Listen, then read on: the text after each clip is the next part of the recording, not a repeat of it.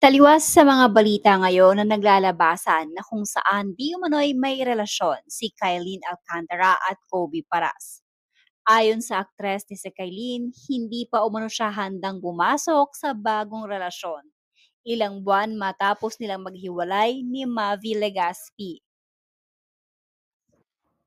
Naging usap-usapan si Kylene at Kobe, ito'y matapos mag-viral ang magkaparehong post ng dalawa na tila magkasama sila sa iisang restaurant.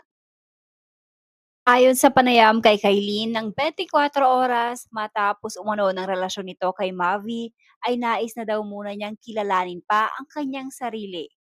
Nang tanungin naman ng aktres tungkol sa kanila ni Kobe, ayon dito ay ipapasa Diyos na lamang umuna niya umano kung anong meron sa kanila ni Kobe Paras. Marami namang umaasa ang mga fans sa dalawa na sana daw ay magkaroon ng relasyon ang mga ito.